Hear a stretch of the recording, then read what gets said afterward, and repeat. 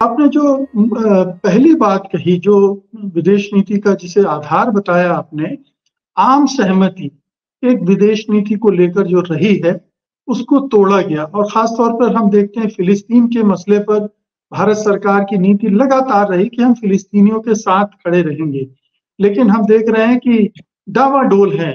पहले एकदम से आप इज़राइल के साथ जाकर खड़े हो गए, फिर पता नहीं कौन-सी दबाव पड़ा, कौन-सी समझ आई कि थोड़ा उसको बैलेंस करने में लग गए। और अभी यूएन में आपने उसको मानवीय मदद देने के सवाल पर भी कदम पीछे खींच लिए, आप एब्सटेन कर गए। ये क्या बताता है? क्या इज़राइल के साथ एक मानसिक और वैचारिक निकटता महसूस करते हैं प्रधानमंत्री और ये सरकार, इसलिए इज़राइल के खिलाफ जाना नहीं चाहती हैं? या फिलिस्तीनी ये सरकार के दिमाग में है कि फिलिस्तीनी मुस्लिम हैं, उनके साथ जैसे चाहे व्यवहार किया जा सकता है? अगर ऐसा है तो ये बहुत ही गलत बात है कि विदेश नीति में भी हम धर्म के आधार पर नीति तय करें।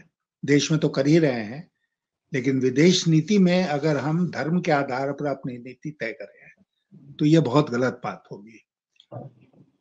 और आप देखिए कि हमारे प्रधानमंत्री इजरायल गए, देश के पहले प्रधानमंत्री जो इजरायल गए, और सबके मन में वो तस्वीर होगी जो हमारे मन में भी है कि समुंदर के किनारे लहरें निकल आ रही हैं और हमारे प्रधानमंत्री, इजराइल के प्रधानमंत्री बेंजामिन नेतन्याहू के साथ वहाँ लहरें आ रही हैं, पाँव को छू रही हैं, और एक इनफॉर्मल अनौपचारिक मित्रता जो उन्होंने दर्शाने की कोशिश की, उससे दुनिया भर में एक संदेश गया। अब ठीक है, इजराइल का एक महत्व है हमारे लिए, इसको कोई डिनाई नहीं करेगा, लेकिन साथ ही साथ हम इस बात को नहीं भूल सकते हैं कि इजराइल का निर्माण फिलिस्तीनी भूमि पर हुआ और उसके बाद फिलिस्तीन के जो लोग थे वो घर से बेघर हो गए। बहुत से लोग आज भी वहां पर भयानक परिस्थिति में जी रहे हैं। इसीलिए भारत ने अपनी विदेश नीति में बराबर इस बात को जोर दे के कहा कि हम टू स्टेट सिद्धांत पर अमल करना चाहते हैं, इजराइल भी रहे और एक फिलिस्तीनी राष्ट्र भी बने, दोनों अपनी अपनी सीमाओं के अंदर रहें, लेकिन ये टू स्टेट थियरी वहां पर लागू होनी चाहिए, जो अभी तक लागू नहीं हुई। लागू नहीं हुई तो बाउंड्री क्या है, दोनों देशों की सीमाएं क्या हैं, ये तय नहीं हुआ। ये तय नहीं हुआ तो इजराइल के पास ज्यादा ताकत है, तो इजराइल ने जितनी भी भूमि पर कब्जा कर सकता था वो कब्जा उसने किया। मुझे याद है कि एक बार मैं सीरिया गया तो वहां के लोग ले गए हमको दिखाने दूर से गोलान हाइट्स को, जिस पर इजराइल ने कब्जा कर लिया है। और उनका कहना था कि गोलान हाइट्स में अफरात पानी है जिससे आसपास के सारे देश फायदा उठा सकते थे, और खास करके सीरिया के लोग।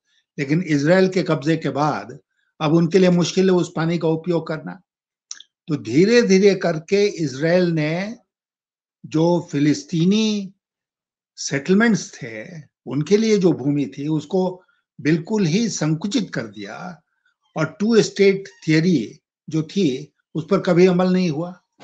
भारत की परंपरागत नीति रही है कि वहां टू स्टेट लागू होना चाहिए, दोनों अपने अपने डिफाइंड बाउंड्रीज में रहें, और इसके लिए जो कोशिश करनी चाहिए थी वो कोशिश हाल के दिनों में हमने नहीं की। मुझे याद है कि जब हम लोग अटल जी प्रधानमंत्री थे और मैं विदेश मंत्री था, तो उस समय इजराइल के जो प्रधानमंत्री थे वो भारत के दौरे पर आए, पहले इजरायली प्रधानमंत्री जो भारत के दौरे पर आए। मुझे याद है कि हमारी उनकी बातचीत 75 मिनट हुई और मैंने उनको समझाया कि भारत की नीति का औचित्य क्या है और कैसे इसमें हम कोई परिवर्तन नहीं कर सकते हैं, और हम जरूरत पड़ने पर फिलिस्तीनियों के साथ खड़े होंगे, इसके बारे में आपके मन में कोई दुविधा नहीं होनी चाहिए, क्योंकि ये हमारी नीति है, नेशनल पॉलिसी है। आज हम उस नेशनल पॉलिसी से दूर चले गए। ठीक है, हमास ने जो किया वो बिल्कुल गलत किया, वो आतंकवाद था, इसमें कहीं कोई शक नहीं है। लेकिन उसका इतिहास है जिसका वर्णन आज मैं नहीं करूंगा कि हमास को किसने सेटअप किया, क्यों सेटअप किया, इजराइल का उसमें क्या हाथ था। लेकिन हमास के अटैक को तो हमें कंडेम करना ही चाहिए था, लेकिन साथ ही साथ ये भी हमें देखना चाहिए था कि कोई ऐसा कारण अभी तक नहीं आया है जिससे कि हम फिलिस्तीनियों का साथ वहां पर छोड़ दें। फिलिस्तीनियों का साथ हमें देना पड़ेगा, और इसलिए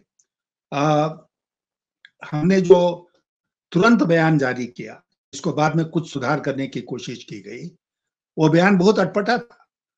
वो सोचा समझा बयान नहीं था। मोदी जी ने नेतन्याहू के साथ दोस्ती निभाई, लेकिन फिलिस्तीनियों पर जो अत्याचार होता रहा है उस पर चुप रह गए। ऐसा नहीं करना चाहिए था।